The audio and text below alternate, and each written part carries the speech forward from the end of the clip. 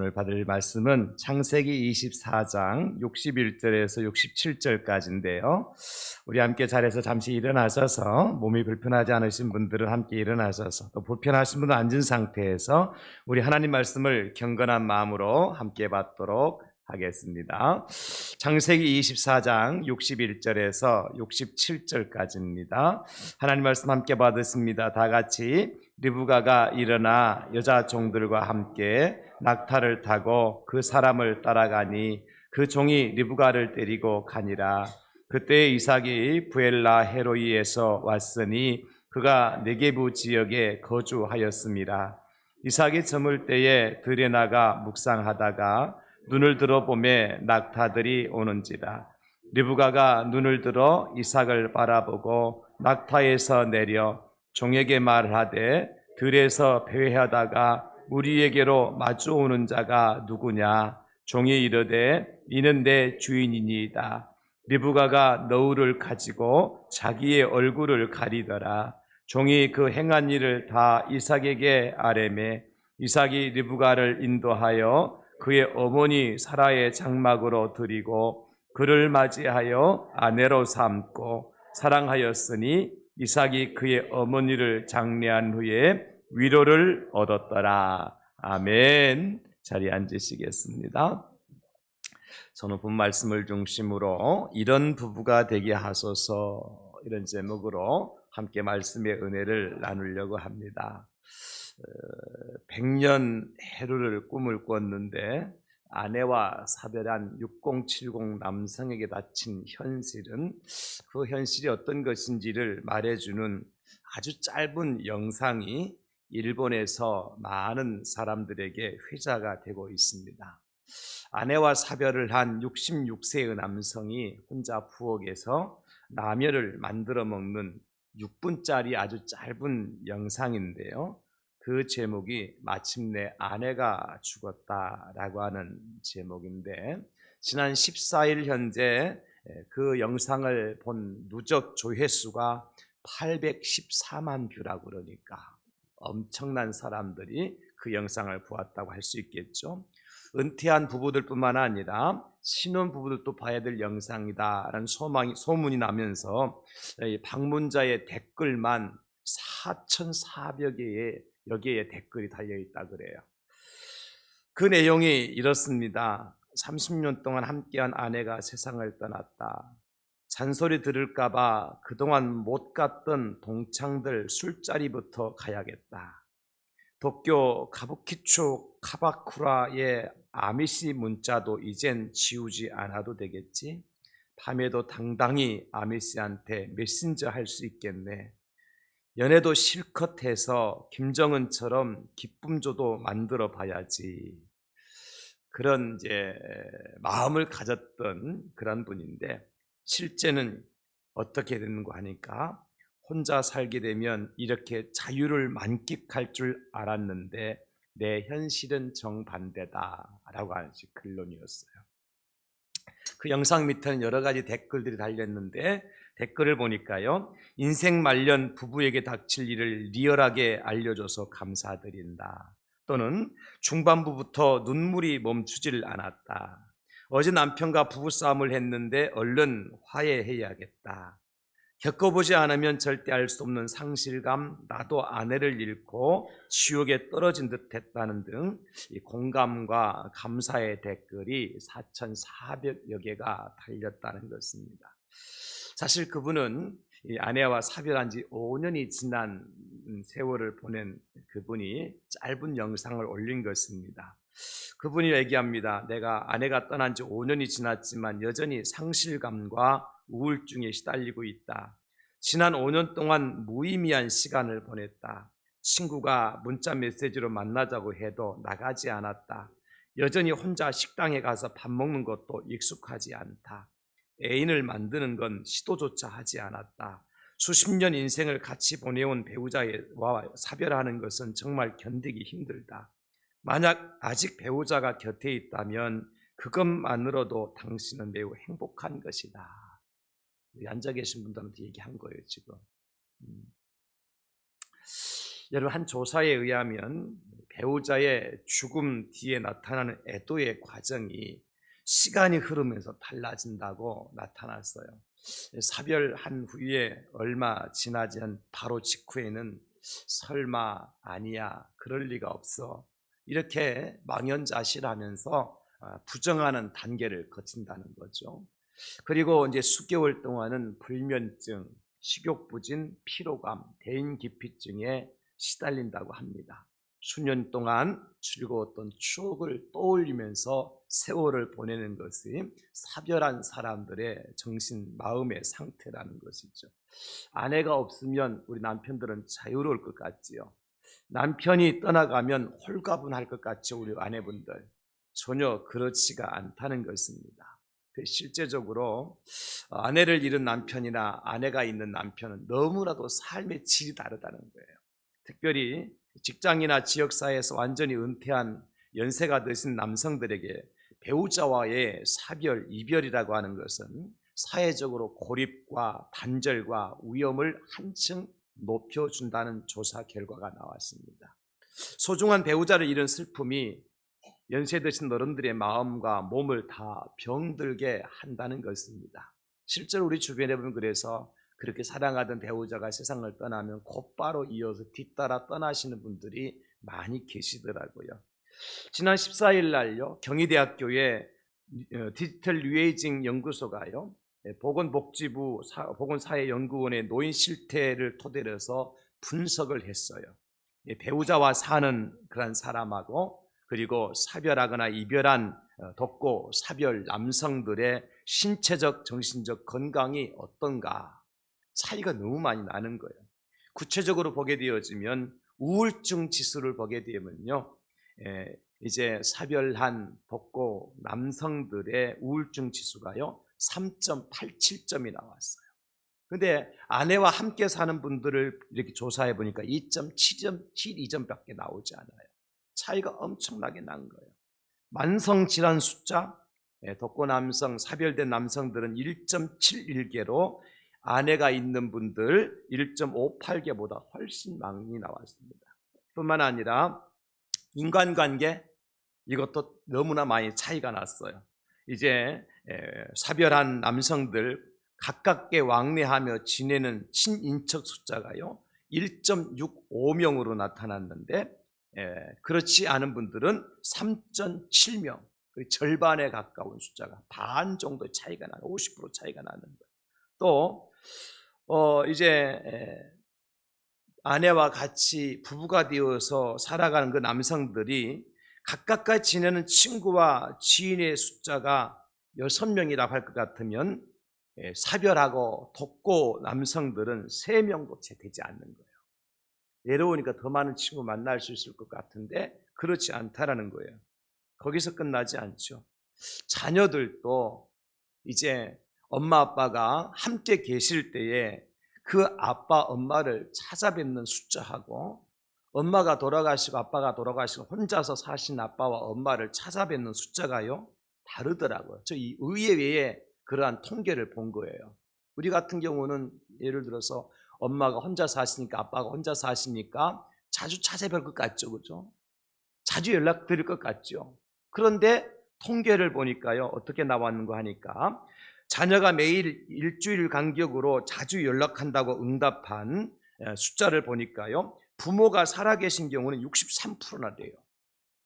매일 혹은 일주일 간격으로 10명 중에 6명은 거의 매일 아니면 일주일 간격으로 부모님께 전화를 이제 연락한다는 거죠. 그런데 돌아가신 후에 혼자 계시는 분들에게는 57.6%밖에 안 돼요.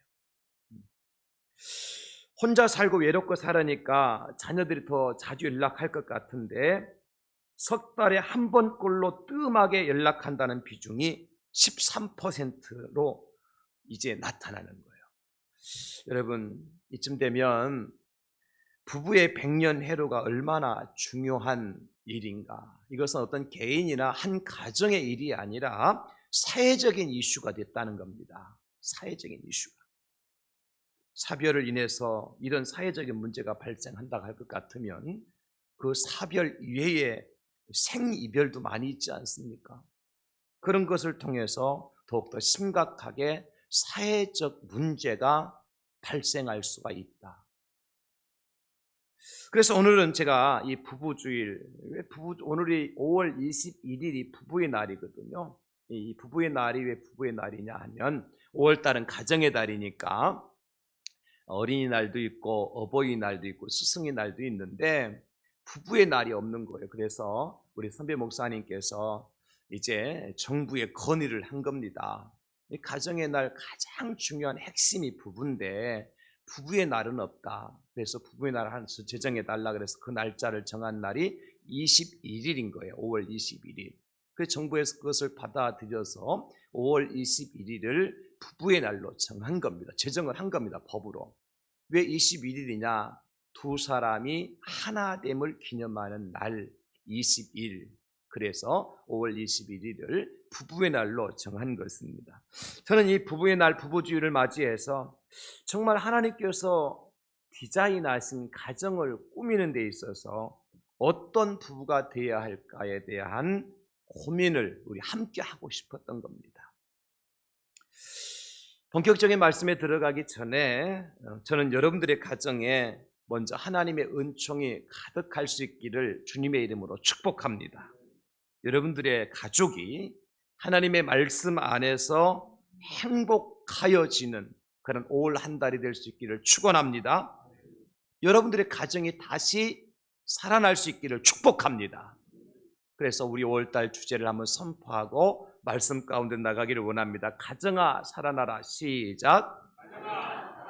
한 번 더 선포합시다. 시작. 가정아 살아나라. 할렐루야. 우리 가정이 살아야 교회가 살 수 있습니다. 가정이 살아야 나라와 민족이 삽니다. 여러분. 바꿔 말하면 가정이 병들면 교회도 병들고 가정이 병들면 나라 민족도 병이 들어가는 겁니다. 우리는 지금 그것을 현실적으로 보고 있잖아요. 가정이 깨어지고 무너지고 가정이 너무나도 어려움을 당하니까 사회가 다 병들어가는 것 같지 않습니까? 왜 그렇습니까? 가족의 핵심은 부부고 가정의 기초가 부부인데 그 기초가 무너지면 모든 게 다 무너지는 겁니다. 여러분, 이 가정이라고 하는 것은 우리 하나님께서 창조하신 가장 첫 번째의 공동체죠. 그리고 하나님이 가장 귀하게 여기는 공동체가 가정이고 아름다운 공동체가 가정이라 할 수 있습니다. 그런 공동체의 출발이 어디서부터 시작됩니까? 바로 부부로부터 시작되는 거예요. 아담과 하와로부터 시작이 되어지지 않습니까? 교회가 아니에요. 여러분, 회사도 아니에요. 동창회도 아닙니다. 하나님께서 가장 먼저 창조하신 아름답고 선한 공동체는 가정인데 그 가정의 핵심은 부부라는 거예요. 부모와 자식 관계도 아닙니다. 형제 관계도 아닙니다. 여러분, 기억하셔야 돼요. 그래서 사탄이 가장 먼저 공격을 했던 곳이 어디입니까? 가정이잖아요. 아담과 하와를 무너뜨리려고 그랬잖아요. 해체시키려고 그랬잖아요. 그리고 안타깝게도 그 사탄으로부터 가장 먼저 무너졌던 것이 가정입니다. 부부관계입니다. 내 뼈 중에 뼈요 살 중에 살이라고 고백했던 아담이 하와를 향해서 뭐라고 얘기합니까? 하나님 당신이 내게 주신 바로 그 여자가 선악을 알게 실과를 내게 먹게 함으로 내가 죄를 지었다고. 그렇게 가정의 파탄 지경에 이르게 되는 거예요. 여러분, 그렇다면 우리 하나님께서 지금 이 시대에 가장 우선적으로 관심을 두고 계시는 곳이 어딜까요? 교회일까요? 여러분 어디일까요? 국가일까요? 가정입니다. 그 가정에서 어디에 주님 관심을 두고 계실까요? 부부입니다. 이게 성경적이에요. 이게 여러분, 이 사실을 절대 잊어버리면 안 돼요. 순서를 바꿔도 안 돼요.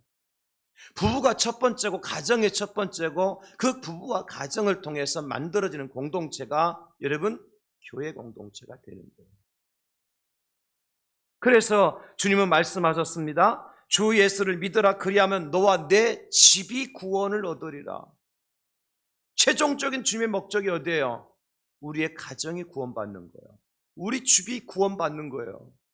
나 혼자만 예수 믿고 구원받은 것으로 땡이 아니고 하나님의 최종적인 목적은 나뿐만 아니라 우리 가정이, 그 가정에서도 핵심 주체가 되는 부부가 구원받기를 원하십니다. 오늘 제가 부부주일의 본문을 선택한 이유가 바로 여기 있습니다. 그 이유는 이 시대에 찾아보기 힘든 부부상을 오늘 본문을 통해서 우리가 만날 수 있기 때문입니다. 적어도 오늘 본문에 나오는 이삭과 리브가 부부는 성경뿐만 아니라 모든 어떤 부부들보다도 가장 이상적인 부부상을 가진 그러한 가정이라고 저는 보았던 겁니다. 그래서 오늘 본문을 선택하여 함께 말씀의 은혜를 나눕니다. 그 이유가 뭐냐? 오늘 아내 리브가를 통해서 발견할 수 있는 현숙한 아내의 모습, 오늘 남편이 이삭을 통해서 발견할 수 있는 진정한 남편의 모습, 두 부부를 통해서 발견할 수 있는 가족의 진정한 의미, 이것을 오늘 본문을 통해서 깨달아 알 수 있기 때문입니다. 오늘 본문의 배경은 뭐죠, 여러분? 아브라함이 사랑하는 아내 사라가 죽고요, 그 일로 인해서 아들 이삭이 상실감, 어머니를 잃어버린 슬픔에 잠겨서 방황을 계속하게 되어집니다. 그래서 결국 아버지 아브라함이 그 이삭을 위해서 이삭의 신부감을 구해오도록 아브라함의 종을 자기 고향으로 보내시지 않습니까? 그래서 그 종이 고향에 도착하자마자 다행히도 하나님께서 예비하신 아브라함의 아들 이삭의 신부감을 만나요. 그가 누굽니까? 바로 오늘 리브가죠. 그래서 그 리브가를 데리고 이제 다시 아브라함이 있는 곳으로, 이삭이 있는 곳으로 그 종이 오게 되어집니다. 물론 올 때에 리브가와 그거를 따르는 여종들도 함께 오게 되어집니다. 낙타를 타고 멀리서 이제 그 사막 한가운데를 향해서 오게 되어지는데, 마침 그때 이삭은 무엇을 하고 있어요? 저 들판에서 저녁 때 저물 때까지도 여전히 집에 들어가지 못하고 방황하고 있었어요. 그런데 방황을 그냥 방황하는 것이 아니라 오늘 성경에 보니까 묵상하였다 그래서 뭔가 콜똘히 생각하고 있었던 거예요. 깊이 생각을 하고 있었던 거예요. 그게 뭘까요? 왜 어머니가 돌아가셨을까? 나에게 왜 이런 슬픔이 닥쳐왔을까? 내 인생은 이렇게 황무하게 끝나는 것인가라고 아마 생각하고 묵상하면서 어떻게 하면 내 인생이 새로운 인생으로 이 슬픔이 변하여서 다시 새로운 인생을 개척해 나갈 수 있을까라고 하는 그런 생각들을 아마 품고 하나님께 기도를 하고 있었던 것 같아요. 근데 마침 아브라함이 보낸 종이 리브가를 데리고 이삭이 있는 곳으로 오게 되어지는 것입니다. 오늘 첫 만남이 이루어지는 현장이 창세기 24장 61절 이하에 있는 것입니다. 여러분, 부부의 첫 만남은 굉장히 중요하죠. 여러분들이 결혼을 하게 될 때 아내를 만나고 남편을 만날 때 첫 인상이 좋아서 만난 것 아닙니까? 여러분, 어쨌든지 간에 우리가 그분을 너무나 잘 알기 때문에 만난 것도 아니고, 옛날 어르신들은 그냥 누군지도 모르고 그날 밤에 만나서 결혼해서 살았잖아요. 그럼에도 불구하고 우리의 첫 인상, 첫 만남이라는 것은 결혼 전체를, 인생 전체를 좌우할 수 있는 굉장히 중요한 타이밍이란 말이죠. 그 순간에 어떤 일이 있었는지 그것을 오늘 리브가와 이삭을 통해서는 말씀 묵상을 하면서 발견하게 된 겁니다. 그래서 부부의 날에, 부부주일에 이 말씀을 묵상했으면 좋겠다, 이 말씀을 가지고 이런 부부가 되게 하소서, 이런 제목으로 말씀의 은혜를 함께 나눴으면 좋겠다는 간절한 마음으로 제가 말씀을 준비하였습니다. 여러분, 오늘 아내 리브가를 통해서 발견할 수 있는 현숙한 아내의 모습은 뭐냐? 첫째는 남편을 존귀하게 여기는 아내입니다. 남편을 존귀하게 여긴 리브가의 모습입니다. 우리가 그 무엇을 통해서 알 수 있습니까? 오늘 보면 64절과 65절에서 나타나는 리브가의 모습과 태도를 보면 알 수 있습니다. 먼저 64절에 이렇게 시작합니다. 리브가가 눈을 들어 이삭을 바라보고 낙타에서 내려, 그렇게 말씀이 시작되어지죠. 리브가가 저 멀리 서 있는 그 한 남성을 바라보고 말이죠, 어떡합니까? 그 남성을 눈을 들어서 바라보았다. 오늘 여기 눈을 들어, 이 눈을 들다는 이제 히브리어 원 뜻은 뭐냐면 받아들이다, 높이다, 그런 뜻인 거예요. 사실 여러분, 생각해 보세요. 먼 길을 아브라함의 종과 리브가가 오면서 그냥 침묵을 지키고 조용히 왔겠습니까? 벌써 리브가의 집에 도착했을 때부터 아브라함의 정은 자기의 이제 주인인 아브라함의 아들 이삭의 아내감을 구하러 왔다는 얘기를 했고, 그리고 리브가를 콕 집어서 이제 이삭의 아내감으로 모시고 여기까지 온 거잖아요.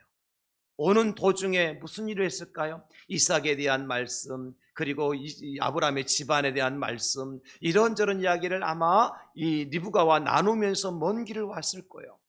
그래서 이제 리브가가 이삭을 보는 순간, 저 남자구나 하는 순간 리브가의 마음속에 어떤 마음이 생긴 거예요? 남편을 존귀하게 여기는 마음이 생긴 거예요. 그래서 어떡합니까? 눈을 들어 큰 남자를 나의 남편으로, 나의 신랑으로 받아들이고, 이 나사라고 하는 이 말은 높이다는 뜻이 있거든요. 그 남자를 높이는 마음을 먼저 가진 거예요. 살아보지도 않았지만 처음부터 리브가는 남편 이삭을 높이는 마음을 가지고 바라봅니다. 여러분, 이게 첫 번째 출발이에요.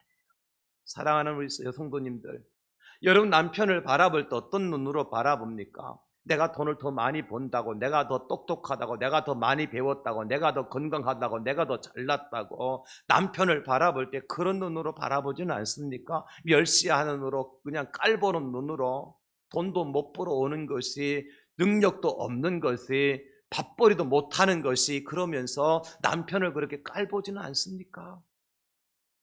그건 나사가 아니죠. 그거는요, 나사가 빠진 거예요. 높이는 마음이 빠진 겁니다. 남편을 존귀하게 여기는 것은 가장 먼저 무엇으로 출발된다고요? 남편을 높이는 마음으로부터 출발이 되어지는 것입니다. 뿐만 아니라 계속해서 말하죠. 이삭을 바라보고, 여기 바라본다고 하는 히브리 역시 무슨 뜻이냐면 고려하다, 주의를 기울이다, 그런 뜻이에요. 함부로 하지 않았어요. 깊이, 이분이야말로 나의 남편 대 신랑감이라는 사실을 깊이 고려한 것입니다. 함부로 하지 않아요.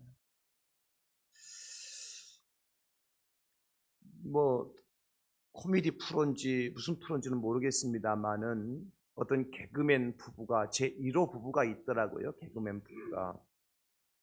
팽모모씨, 최모모씨가 이제 부부가 돼서, 그분들이 개그맨 중에서 1호 부부래요. 근데 그분들을 살아가는 것을 보면 방송에서 나오는 어떤 이제 그런 캐릭터라서 그런지 모르겠는데 늘 째그락째그락해요. 그런데 여자분이 굉장히 활동을 많이 하는 분이고, 지금 현실적으로 그 여자가 출연하는 방송에 남편이 끼어서 출연하는 1+1 정도, 남편은 그 정도밖에 안 되는 거예요.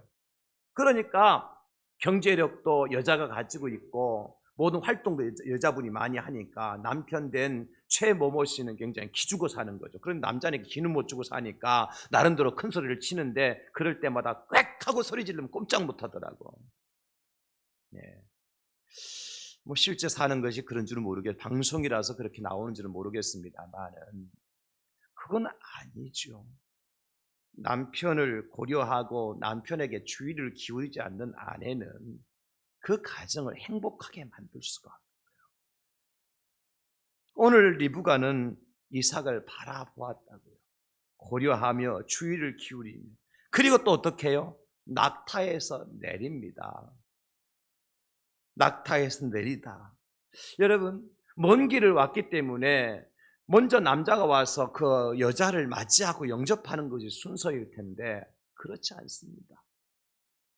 남자가 땅에 발을 딛고 서 있는데 아내 될 사람이 낙타에 넉넉히 앉아서 그 남편이 무엇인가 해주기를 기다리지 않습니다. 바로 뛰어내립니다. 여기 내린다고 하는 나팔이라고 하는 이제 이 동사는 무슨 의미를 가지고 있느냐면 눕다, 떨어지다, 내팽개치다, 죽다, 그런 의미를 가지고 있어요. 무슨 의미겠어요? 이미 리브가는 이삭 앞에서 자기를 내팽개친 겁니다. 자기를 죽은 자로 여기는 거예요. 그만큼 남편을 높였다는 겁니다. 존귀한 자로 여겼다는 겁니다. 그래서 낙타에서 뛰어내리는 것입니다. 여러분 어떻습니까? 이게 현숙한 여인의 모습 아닐까요? 그리고 65절에서는 계속해서 말씀합니다. 리브가가 너울을 가지고 자기 얼굴을 가리더라. 이 가리더라고는 카사라고 하는 것은 덮다, 숨기다, 감추다는 의미를 가지고 있거든요. 어떤 자세죠? 겸손한 자세죠. 겸손한 자세. 사랑하는 성도 여러분, 특별히 오늘 부부주의를 맞이해서 함께 예배하는 우리 성도님들 중에 여성도님들, 결혼하신 분도 계시고 아직 결혼 안 한 청년들도 있고 이미 사별한 분들도 계시지만 동일하게 우리가 다 받으셔야 될 말씀이에요. 우리는 남편 앞에서, 신랑 되신 예수님 앞에서 어떤 자가 돼야 돼요? 죽은 자가 돼야 되고, 어떤 사람이 돼야 돼요? 겸손히 나 자신을 감추는, 나는 없고 주님만 있고 나는 없고 남편만 있는 그러한 아내, 그러한 신부가 되어야 된다는 거예요. 이게 하나님께서 가르쳐 주시는 현숙한 아내의 모습인 것입니다. 그래서 성경은 말씀하시죠. 에베소 5장 23절로 24절에 말씀하시기를 이는 남편이 아내의 머리됨이 그리스도께서 교회의 머리됨과 같음이니 그가 바로 몸의 구주시니라. 그러므로 교회가 그리스도에게 하듯 아내들도 범사에 자기 남편에게 복종할지니라. 대들라 그랬어요? 복종하라 그랬어요? 큰 소리 치라 그러셨어요? 복종하라 그러셨어요? 여러분, 성경대로 사십시다. 말씀대로 사십시다. 그게 진정한 그리스도인이에요. 골로새서 3장 18절 다 같이 시작. 아내들아 남편에게 복종하라. 이는 주 안에서 마땅하니라. 아멘. 마땅한 일을 해야지 내 뜻대로 살아서는 안 되지 않습니까? 디도서 2장 5절도 말씀하십니다. 신중하며 순전하며 집안일을 하며 선하며 자기 남편에게 복종하게 하라. 이는 하나님의 말씀이 비방을 받지 않게 하려 함이라. 남편에게 복종하지 않으면 하나님의 말씀이 비방을 받는다고요. 누구 때문에? 복종하지 않는 나 때문에. 분명히 이렇게 말씀이 기록되어 있음에도 불구하고 복종은커녕 그저 내가 왕이죠. 내가 갑이죠. 그런 가정, 글쎄요. 행복과는 좀 거리가 멀 거예요. 복종은 누가 합니까, 여러분? 남편을 귀하게 여길 줄 아는 아내가 복종하는 거죠. 남편이 잘나서가 아니지 않습니까? 남편이 능력이 있어서가 아니고, 남편이 똑똑해서도 아니고, 남편이 건강해서도 아니에요. 어떤 마음 때문에 내 남편 존귀한 자다. 그 누구와도 비교할 수 없는 참으로 존귀한 사람이 내 남편이다. 그런 마음을 가진 현숙한 여인만이 남편에게 복종할 수 있는 겁니다. 기분 나쁜 표정으로 앉아 계시지 말고 우리 성도님들, 제가 하나님 말씀 전하는 건데 왜 기분 나쁜 표정으로 앉아 계세요? 잘못 왔다 생각되십니까? 여러분, 나중에 후회하지 마시고 말씀 따라, 우리가 하나님 말씀 따라 살면 되는 거예요. 좀 우리 여성분들 기분 나빠하는 것 같아서 좀 분위기 바꿔가지고요. 두 번째로는 아내를 진심으로 사랑하는 남편이어야 됩니다. 아내를 사랑하되 어떻게 사랑하라고요? 진심으로 사랑합니다. 여러분, 제가 이 말씀 드리기 전에 오해하지 마시기 바랍니다. 제가 잘하기 때문에 이 설교하는 게 절대 아닙니다. 왜 이 말씀 드린 줄 아세요? 지도 못하면서 하는 사람이 있을 수가 있기 때문에, 많지는 않으면서 한 사람 정도 있을 수가 있어요. 그러나 말씀이기 때문에 제가 증거를 합니다. 여러분 66절 67절을 보시면 종으로부터 그동안 있었던 일들을 전해 들은 이삭이 어떤 행동을 하는가를 볼 수가 있잖아요. 첫째는 이삭이 리브가를 인도하여 그렇게 말씀합니다. 여기 인도한다는 말씀은 그냥 가십시다 그게 아니고요. 원뜻은 모시고 가다, 또한 결혼하다, 아내로 취하다라고 하는 의미를 가지고 있는 이제 라크라고 하는 헬라 히브리어예요. 그냥 모시고 하는 게 아니라 무엇으로? 아내로 취하여 모시고 가는 거야. 여러분, 결혼식장에서 이제 신랑이 먼저 입장하고 신부가 나중에 신부 아버지와 같이 입장할 때 신랑이 마중 나가죠. 그리고 나서 어떻게 해요? 그 신부를 모시고 오잖아요. 그때 쓰는 라카흐라는 이 히브리어가 바로 그때 쓰는 단어예요. 그때 어떻게 모시고 옵니까? 신랑이 신부를 그냥 막 따라와 그러면서 막 그냥 끌고 오는 것도 아니고, 그죠? 정말 정성을 다해서 첫 이제 신랑 신부로서 맞이하면서 그 주례자 앞까지 걸어가는 그 걸음이 얼마나 신중하고 얼마나 복된 걸음입니까? 바로 오늘 이삭이 그렇게 했다는 거예요. 이삭이 리브가를 인도하여 왔다. 그리고 두 번째로는 그의 어머니 사라의 장막으로 드렸다 그랬습니다. 그의 어머니 사라의 장막으로 드리고, 여기 사라의 장막으로 드렸다고 하는 것은 여러분 무슨 뜻일까요? 이미 어머니 사라는 돌아가셨잖아요. 지금 리브가가 힘들고 어려운 방황의 세월을 보낸 이유가 뭐 때문이죠? 어머니를 잃고 난 다음에, 그죠? 어머니의 죽음 앞에서. 무엇 때문에? 그 빈 공간 때문에. 그죠? 사람이 가장 힘들 때는 언제예요? 뭐 이미 부모님을 이제 돌아가신 경험을 하신 분들은 알잖아요. 엄마가 아빠가 평생 누워 계시든 그 주무시던 그 방에 들어가고 또 그 옷장을 들여다보면 정말 하늘이 무너지는 것, 억장이 무너지는 것 같죠, 그죠? 금방이라도 얘야 하고 부를 것만 같고 그렇잖아요. 그런데 지금 이삭이 리브가를 그 어머니의 장막으로 데리고 간 거예요. 왜 그랬을까요? 어머니의 빈 공간 때문에 내가 힘들고 어려운 시간을 보냈는데 그 빈 공간을 채워줄 분으로 누구를 지금 데리고 간 거예요? 아내 리브가를 데리고 간 거예요. 쉽게 말해서 가문의 안방 마님으로 오늘부터 모시겠습니다. 그런 거예요. 어머니가 시어머니가 돌아가시기 전에 며느리들이 많이 있으면 그 많은 며느리들 중에서 어머니가 가장 귀하게 여기던 반지나 비녀를 물려주잖아요. 누구에게 물려줘요? 어머니의 자리에 앉을 수 있는 며느리에게 물려주잖아요. 바로 그런 모습이에요. 지금 이삭이 아내 리브가를 그냥 저 멀리에서 나 하나만을 바라보고 여기까지 달려온 그 아내를 어디로? 안방으로 모셔요. 안방 마님으로 모셔요. 이게 오늘 이삭이 아내를 사랑하는 모습이죠. 진심으로 사랑하는 모습입니다.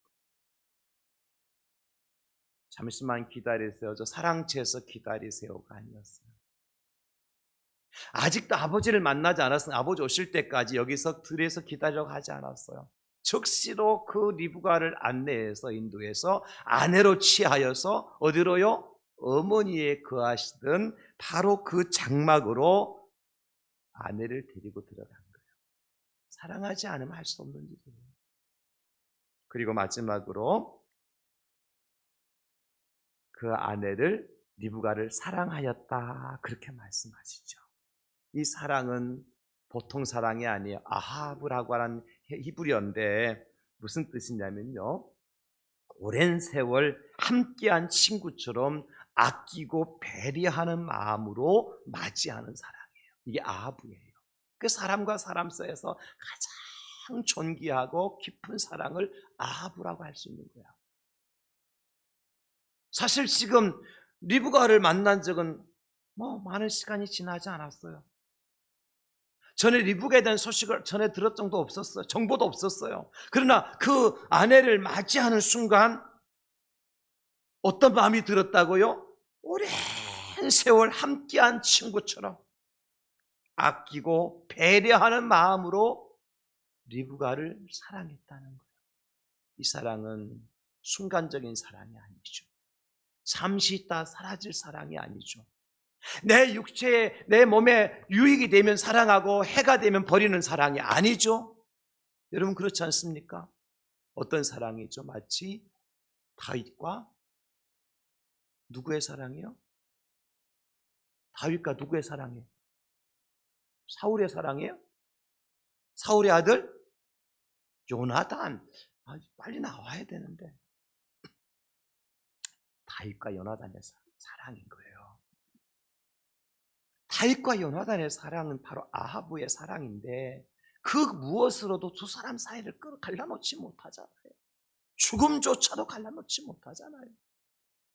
이것이 오늘 이삭이 리브가를 사랑한 아하브의 사랑이었습니다. 사랑하는 성도 여러분, 성경은 말씀하십니다. 에베소 5장 25절, 남편들아 아내 사랑하기를 그리스도께서 교회를 사랑하시고 그 교회를 위하여 자신을 주심과 같이 하라. 남편들이 아내를 어떻게 사랑해야 돼요? 그리스도께서 교회를 사랑하시되 죽기까지 사랑하셨잖아요. 당신의 몸을 십자가에 달려 죽으시기까지 교회를 사랑하셨지 않습니까? 그것처럼 남편이 아내를 사랑해야 된다는 것입니다. 좋을 때는 사랑하고 기쁠 때는 사랑하고 유익할 때는 사랑하고 그렇지 않을 때는 내 맘대로 함부로 하는 존재가 아내가 아니라는 거예요. 베드로전서 3장 7절, 남편들아 이와 같이 지식을 따라 너희 아내와 동거하고 그를 더 연약한 그릇이요 또 생명의 은혜를 함께 이어받을 자로 알아. 어떻게 여기라고요? 귀히 여기라. 이는 너희 기도가 막히지 아니하게 하려 함이라. 하나님께로부터 기도 응답을 받기를 원하시는 남편들 계십니까? 그러면 방법이 있습니다. 그 방법이 뭐냐? 아내를 귀하게 여기면 됩니다. 아내를 천하게 여기고 함부로 하고 멸시하면서 하나님의 성진을 올라서 하나님께 기도한다고 하나님 응답해 주실 것 같습니까? 하나님 우리를 보십니다. 사랑하는 성도 여러분, 남편 된 남자 성도님들 기억하십시오. 오늘 이삭은 리브가를 사랑하되 어떻게 사랑했어요? 진심으로 사랑했어요. 가식이 아니었어요. 때 묻은 사랑이 아니었어요. 그럴 때 하나님은 그 가정을 축복해 주십니다. 그 세 번째는요, 서로에게 위로가 되는 부부였다는 거예요. 67절 말씀에 이삭이 리브가를 인도하여 그의 어머니 사라의 장막으로 들이고 그를 맞이하여 아내로 삼고 사랑하였으니 이삭이 그의 어머니를 장례한 후에 위로를 얻었더라. 여러분, 이삭이 리브가를 인도해서 그의 어머니 사라의 장막으로 들이고 그를 맞이하여 아내로 삼고 위로를 받습니다. 어머니를 잃고 상심했던 마음의 빈 공간을 채워준 사람이 누구예요? 아내 리브가였습니다. 여기서 위로라고 번역된 히브리어는요, 무슨 뜻이냐면 한숨을 내쉬다. 한숨은 큰 숨이죠. 큰 숨을 내쉬다, 그런 뜻이에요. 저는 이 나함이라고 하는 한숨을 내쉬다라는 이 말씀을 가만히 묵상하면서 무엇 때문에 한숨을 내셨을까? 이삭의 입장에서 먼저요, 어머니를 잃고 그동안 슬픔에 잠겼어요. 방황하는 인생 삶을 살았어요. 쉽게 말하면 숨 한 번 제대로 쉬지 못하고 마음에 응어리만 품고 살았다는 거예요. 근데 그 응어리를 풀어주는 사람이 있었는데 그 사람이 누구였어요? 아내 리브가였다고요. 그래서 응어리가 풀어지니까 뭐가 나와요? 한숨이 나오는, 큰 숨이 나와요. 모든 문제가 해결되는 숨이죠. 한숨. 여러분, 이상만 그랬을까요? 오늘 리브가 이야기는 없었지만은 리브가는 한숨을 쉬었을까 안 쉬었을까요? 한숨 쉬었을 겁니다. 왜요? 이삭에 대한 이야기는 그 종으로부터 대충 들었지만도 그 인간이 어떤 인간인지 몰랐잖아요. 내가 처음 이삭을 만나서 어떤 일을 만나는지, 어떤 상황을 만나게 될는지 알 수 없는 상황이었잖아요. 근데 만나고 보니까 어때요? 과연 하나님께서 나를 위해서 예배해 놓으신 진정한 나를 사랑하는 남편이었다는 거죠. 그러니까 집에서 떠나와서 먼 길을 여기까지 올 때까지 여러분, 리브가의 마음인들 편했겠습니까? 찬송하면서 왔었겠습니까? 어떤 일을 만날지 알지 못하는 상황 가운데서, 불안전한 상황 가운데서 아마 리브가의 마음속에 뭔가 맺힌 것이 있었을 거예요. 숨을 제대로 쉬지 못하게 만드는 그 뭔가 있었을 거예요. 불안함, 두려움, 또 어떤 일이 일어날까에 대한 어떤 염려. 그런데 남편 이삭을 만나는 순간 그 모든 것이 얼었던 눈이 녹듯이 사르르 다 녹아버린 거예요. 이게 한숨이에요. 나함이라고 하는 히브리어예요. 여러분, 이게 부부예요. 남편의 마음에 응어리를 지게 만드는 것이 아내가 아니고, 아내의 마음에 응어리 지게 만드는 것이 남편이 아니라 오히려 시어머니 때문에, 자식들 문제 때문에 마음의 응어리를 지고 살아가는 아내의 응어리를 풀어주는 사람이 남편이어야 되고, 세상에 나가 직장이나 사업의 문제들 때문에, 여러 가지 관계 문제 때문에 응어리져서 돌아오는 남편의 그 응어리를 풀어줘야 될 사람이 아내라는 거예요. 이게 나함이에요. 진정한 위로자가 되어야 된다는 것입니다. 여러분, 제가 한번 물어볼게요. 여러분과 부모님과의 촌수가 몇 촌입니까? 1촌입니다. 여러분과 여러분 자녀와의 촌수는 몇 촌이죠? 역시 1촌입니다. 여러분 형제와 자매, 형제들과의 촌은 몇 촌이에요? 2촌입니다. 여러분 부부는 몇 촌이죠? 무촌입니다. 촌이 어떤 촌인 줄 아세요? 마디촌입니다. 손가락 한마디 한마디 할 때 이게 마디를 할 때 촌이라 그러는 거예요. 마디촌자를 쓰는 거예요. 여러분, 부모와 자식 사이도 한마디의 간격이 있고, 형제와 형제 사이 두 마디의 간격이 있어요. 그러나 부부 사이는 마디가 없어요. 하나라는 거예요. 중간에 맺힌 엉어리가 있으면 안 된다는 겁니다. 마디가 있으면 안 돼요. 이거 부부가 아니에요. 여러분, 마디가 다르면 각자 놀 수가 있습니다만은, 그러나 마디가 없는 하나인데 어떻게 각자 놀 수 있습니까? 그 성경 우리에게 말씀하시는 거예요. 마태복음 19장 6절에 그런즉 이제 둘이 아니요 한 몸이니 그러므로 하나님이 짝지어 주신 것을 사람이 나누지 못할지니라 하시니. 그래서 부부는 서로에게 힘이 되고 위로가 되도록 하나님께서 짝을 지어준 존재라는 거예요. 창세기 이것을 돕는 배필이라 그러거든요. 창세기 2장 18절 여호와 하나님이 이르시되 사람이 혼자 사는 것이 좋지 아니하니 내가 그를 위해 돕는 배필을 지으리라 하시니라. 여러분, 여기 배필이라는 말은 무슨 뜻이냐면 짝을 이루어서 마주보고 서 있는 상태를 이루어서 배필이라 그러는 거예요. 그래, 짝을 이루어서 맞은편에 서 있어야 되는 이유가 뭐죠? 남편과 아내가 서로 마주보고 서 있는 거예요. 짝을 이루어서. 왜 그렇게 서 있어야 돼요? 백지장도 맞들기 위함입니다. 할렐루야. 그거 외에 없어요. 하나님이 왜 돕는 배필로 부부를 만들어 주셨느냐면 백지장을 맞들도록 서로 마주보고 가장 가벼운 이 백지장 하나라도 부부가 함께 맞들고 서로 돕고 서로 위로하고 응어리를 서로 풀어주도록 하시기 위해서 하나님께서 부부를 돕는 배필로 창조하셨다는 겁니다. 저도 제가 말씀드렸습니다만은 사실 저도 이걸 가장 못하는 사람 중에 한 사람입니다. 응어리를 지워줘야 되는데 오히려 응어리 하나를 더 얹어줄 때가 많이 있습니다. 참 그게 안 되더라고요.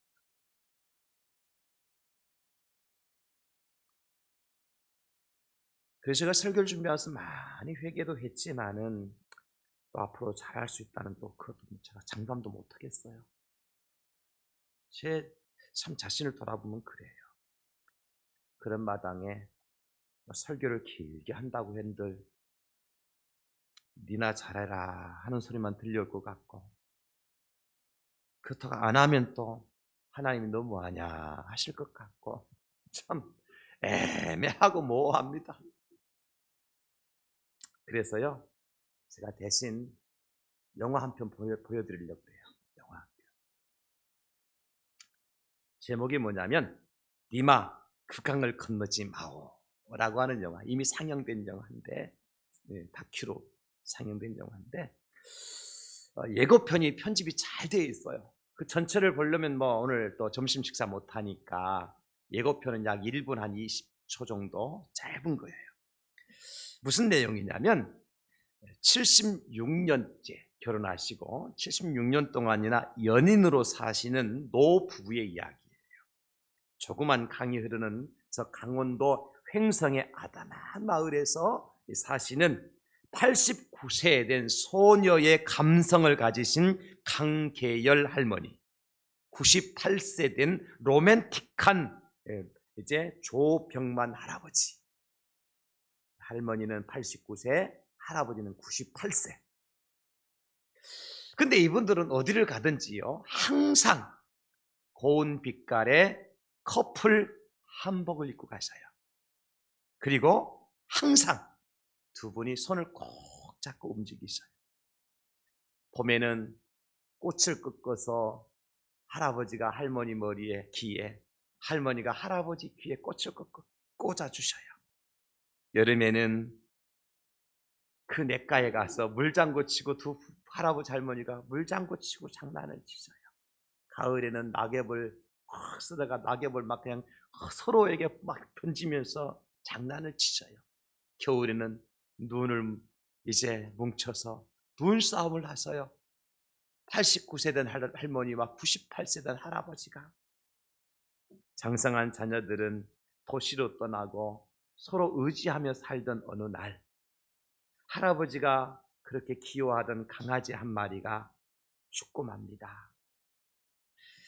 그 강아지 꼬마를 묻고 돌아오신 이후부터 할아버지의 기력이 점점 약해져 갑니다. 비가 내리는 마당, 점점 더 잦아지는 할아버지의 기침 소리를 듣던 할머니는 친구를 잃고 홀로 남은 강아지를 멀끔히 바라보시면서 머지않아 다가올 또 다른 이별을 준비하십니다. 그러면서 하시는 말씀이 석 달만을 더 살아주오. 그러면 고맙겠어. 할아버지를 향해서 하시는 말씀이 석 달만을 더 살아달라고. 그러나 결국 할아버지는 할머니를 홀로 남겨두고 세상을 떠나시지요. 바로 이 영화입니다.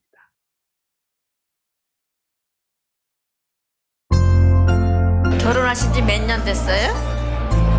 75년인지 6년인지 됐어. 이게 뭐야? 꽃을 이쁘네요.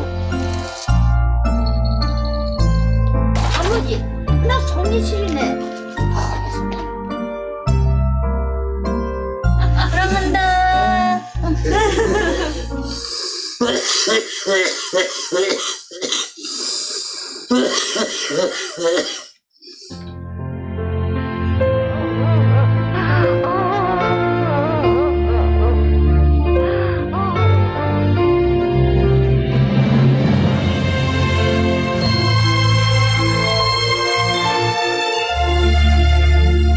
석 달만 더 살아. 이렇게 석 달만 더 살아. 내가 얼마나 반갑겠어.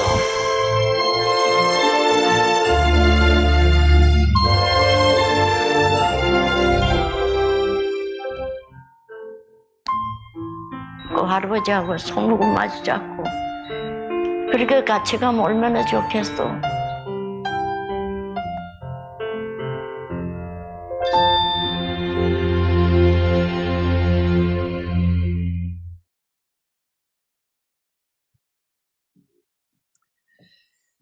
전체 영화는 여러분들이 이제 니마 그 강을 건너지 마오 이렇게 치면 나오니까 볼 수 있겠고요. 저는 이 영화를 보고 뭔가 마음이 찡하는 것이 있었어요. 그게 뭐냐면 분명 이분들 글쎄 예수님 믿는 분들은 아닌 것 같아요. 그런데 예수 믿는 우리보다도 훨씬 더 성경적인 삶을 살아가고 계시더라는 거예요. 여러분 이게 문제 아니겠습니까? 우리는 말씀을 통해서, 설교를 통해서 얼마나 많이 부부가 이런 부부가 된다는 사실을 듣고 배우고 훈련을 받았음에도 불구하고 실제 삶은 그렇게 되지 않는다는 데 문제가 있습니다. 얼마나 더 서로에게 위로를 주고 살아갈 수 있을 것인가. 서로의 응어리들을 풀어주고 하나 되어서 우리의 기도가 막히지 않고 마땅히 하나님께 주신 말씀을 이루며 살아갈 수 있을 것인가. 오늘 부부의 날을, 부부주의를 맞이해서 남편을 존귀하게 여기시는 아내, 아내를 진심으로 사랑하는 남편, 그리고 서로에게 위로가 되는 부부가 되어질 때 여러분들 가정이 행복하게 될 겁니다. 부족하지만 우리 가정이, 우리 부부가 그런 가정, 그런 부부가 되게 해달라고, 우리 자녀들의 가정이, 자녀들의 부부가 그런 가정, 그런 부부가, 가정이 부부가 되게 해달라고 여러분 기도하시고, 주님 앞에 설 때에 정말 후회할 것이 없는 모습으로 서는 저와 여러분들이 될 수 있기를 예수님의 이름으로 축원합니다. 하나님 감사합니다.